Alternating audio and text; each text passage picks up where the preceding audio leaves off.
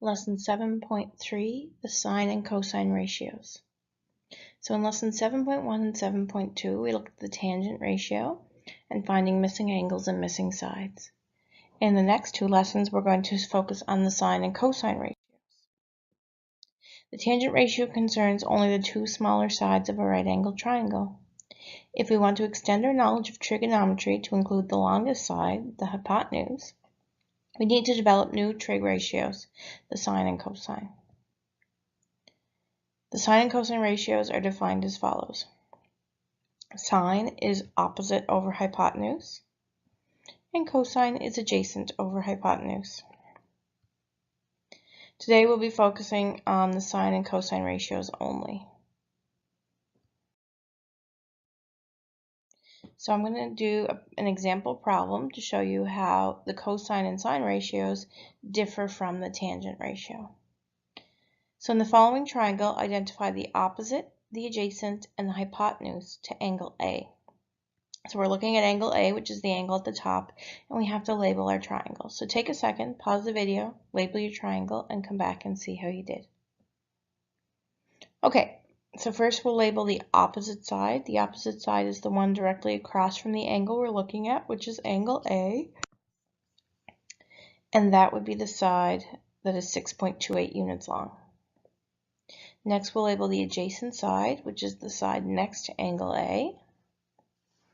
And that would be the side that is 4.09 units long. Finally, we'll label the hypotenuse, which is right across from the right angle, and that's the side that's 7.5 units long. So now that we have our triangle labeled, we have to find the sine of A and the cosine of A. So this is when we are writing the ratios themselves, so the fractions. So we'll say sine of A equals, and we'll write the sine ratio, and cos of A equals, and we'll write the cos ratio. So we're not solving anything yet. So if we remember, sine is opposite over hypotenuse, so we'll use the opposite side, which is 6.28, and the hypotenuse side. And the sine of A is 6.28 over 7.5. Then if we wanted to find the cos of A, we remember that cos is the adjacent over the hypotenuse. So our adjacent is 4.09 and our hypotenuse is 7.5. So the cos of A is 4.09 over 7.5. So we're writing our ratios very similar to how we wrote the tangent ratios.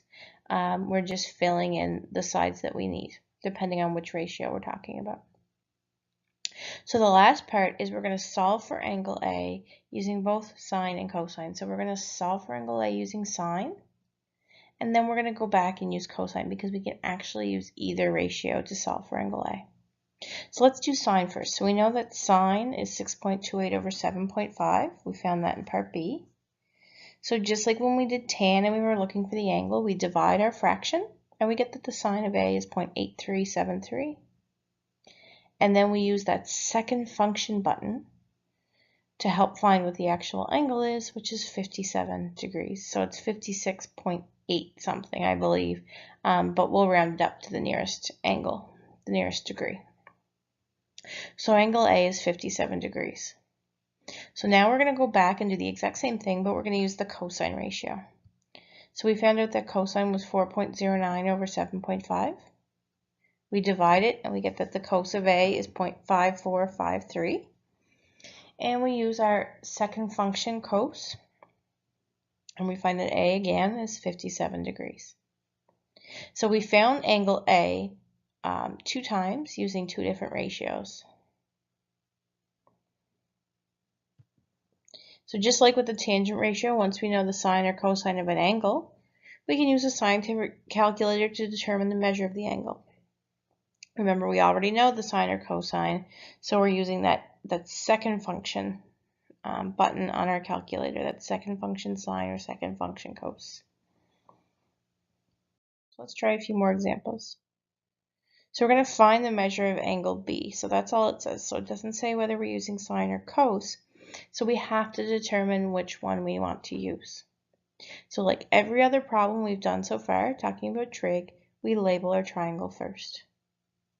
So we're talking about angle B, which is the angle up on top. So our opposite side is the 5.77. The adjacent side is the one that has nothing labeled. And the hypotenuse is the 6.4. So when you're only given two sides and you don't know which ratio you're using, what you have to do is look for the sides that you're given. So in this case, we're given the hypotenuse and we're given the opposite. So we have to go and check to see which ratio has opposite and hypotenuse in it. And it's the sine ratio. So we can't use cosine because cosine has adjacent in it and we don't know anything about the adjacent side. And we can't use tan because tan has adjacent in it again. So we have to use sine, which has opposite and hypotenuse. So now take a second, pause the video, and see if you can solve for angle B using the sine ratio. Okay, so we fill in the sides we know. So the sine of B is 5.77 over 6.4. We put that in our calculator and we know that the sine of B equals 0.9016.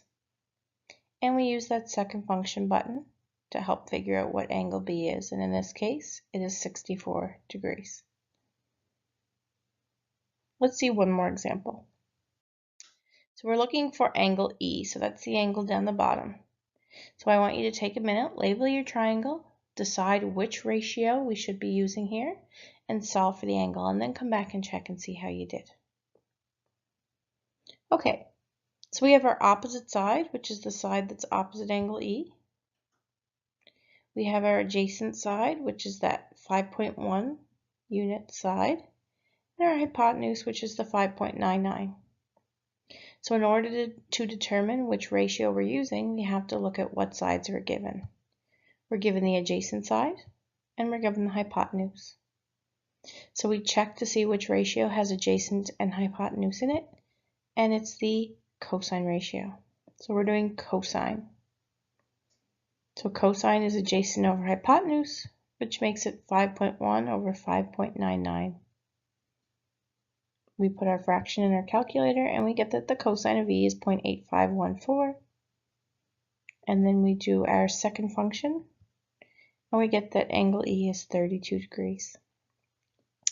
So that's the end of lesson 7.3 using cosine and tangent, using cosine and sine. So practice a few problems and then come back and try 7.4 where we'll practice finding sides using sine and cosine.